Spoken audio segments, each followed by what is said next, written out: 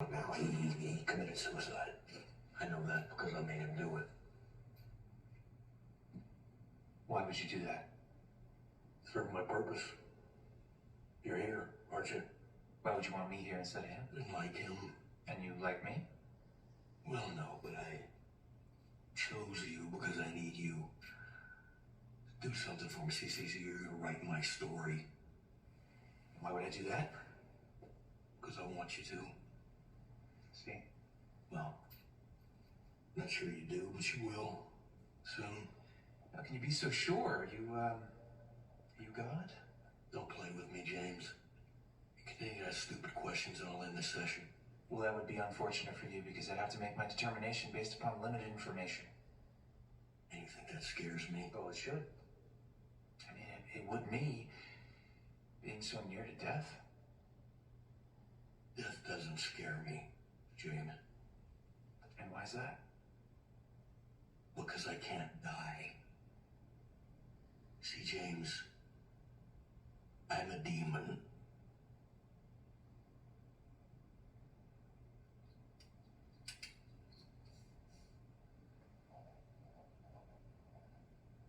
Do you have a name? Of course I have a name. Would you like me to call you by? Depends if I call you James. I prefer Dr. Martin. Of course you would. It's my title. I work very hard to achieve it. And it preserves the nature of our relationship. We can do that. As long as you agree to acknowledge my honorifics well. Which is? Lord High Prince. I won't be doing that. Okie dokie. And since we're going to be on a first name basis, I guess I'll allow you to use mine. Edward? No, it's merely the name of the host body. Chill which I inhabit. I no longer answer to it. The name my master gifted to me is in a Phoenician dialect that hasn't been spoken for 3,500 years, but I'll give you the nearest English equivalent, which would be Nefarious. Nefarious? A closer translation would be he who is nefarious, suggesting possession of trait full measure. Nefarious isn't a real name. Says who, James? Cephas, meaning rock, or in Latin Petrus, wasn't a name until the carpenter gave it to that obnoxious fisherman. Not get a name until it is. Somebody uses it, it becomes a name. You seem a bit defensive. Names are important. They have power. They let everyone know who we are. Isn't that right? Jimmy.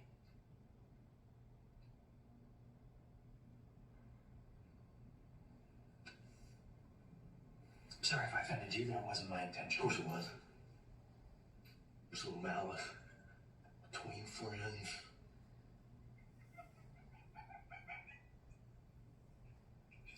What's so funny?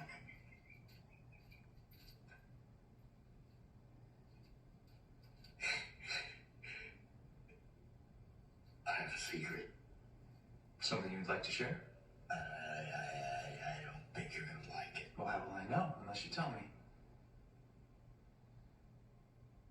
Are you sure you want to know? I think it would be useful. Okay, James. Before you leave here today, you will have committed 3 murders. I don't think so. Has nothing to do with your thoughts, your wants, your yeses or your nos. It simply is. It's a fact. It'll happen because I say so.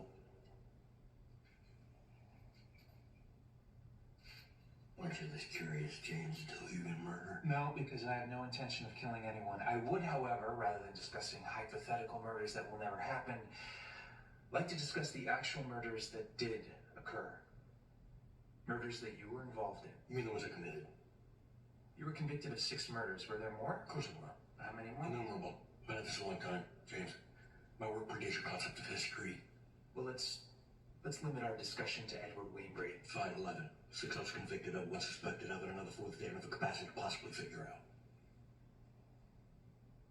How do you feel about that? Another stupid question, James. What do you think? I'm ecstatic. Edward, not so much. Why isn't Edward as happy as you are? Because on occasion, I make him do things that he doesn't want to do. Well, if Edward doesn't want to do them, why does he do them then? Do you believe in demonic possession? The idea of a malevolent entity controlling a person's thoughts and actions, do you believe that? No. Whether you don't believe anything I'm about to tell you. It's not important what I believe. What's important right now is what you believe. Demons don't have beliefs, James. We have knowledge. We know. Okay, when did you possess Edward? Doesn't work that way. Can't just possess someone. We need a series of yeses. So you're saying it's a process? It's a process. How does it work? It's complicated. Try me.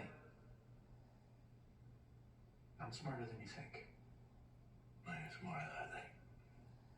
Okay, James. We offer up a series of temptations, gradually increasing in terms of duration and intensity, degree of moral inequity. Absence of baptism in this case allows us to begin work long before the age of reason. At 3, age of 5, maybe a theft of a toy car can do a great deal. Then we move on to bigger and better things. At 8, grandmother's gift of a Ouija board gave us immediate access to his decision making, so we began steering them without him alter calling into question exactly who was doing the steering. Enough yeses and few enough no's gave us increasing rights over the victim's physical and mental processes. Did that track, James? It seems random, almost, unfocused. Well, that's what we want you to think. We have a level of focus beyond your comprehension. As a matter of fact, everybody around him, friends, family, they didn't even notice the changes. It happened so incrementally. They thought it was Eddie being Eddie. We knew exactly what we were doing, when, where, and how he was giving consent, and the exact moment that we achieved each new degree of control. Degree? Control of the whole body comes in degrees. They're stages, each with its own name and characteristics. And those are? From top to bottom, extreme temptation, obsession, infestation, finally possession, subjugation. And Edward Wayne. He was subjugated. That's why we're having this conversation. Yes, we own him. We? All those who dwell below. My master's very generous with the toys he gives his children to play with. Subjugation with an S.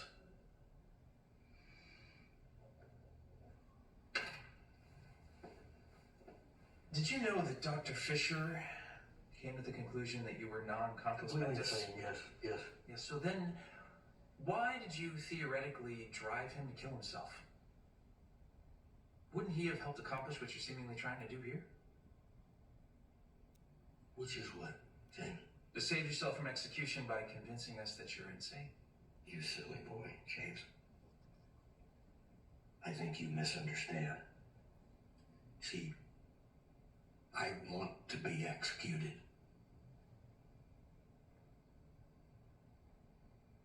I thought you said you couldn't die. I can't. But he can. We no longer need him, James. Our work with him is done. And it's time for him to go to hell.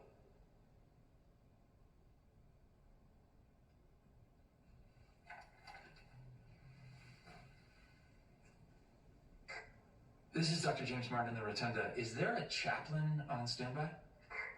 Yes, he's just arrived. Can you send him in, please?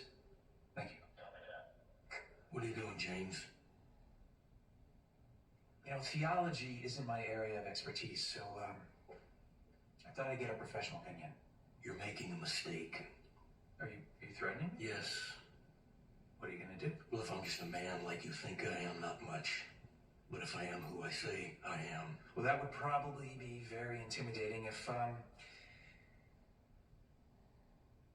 weren't an atheist. You ignorant sack of meat. You think your atheism will protect you? Oh, I don't believe in angels or demons, heaven or hell. So you can't hurt me. Those full of pathetic trash who thought exactly like you do. Boldly proclaiming their ideas on how they feel the universe operates, never once contemplating the possibility that they could be wrong. You should see him now. James. Edward, do you understand why I'm here? Do you realize I have the power to save you or condemn you? What I understand, James, is you would have no power over me whatsoever if it hadn't already been given to you from below.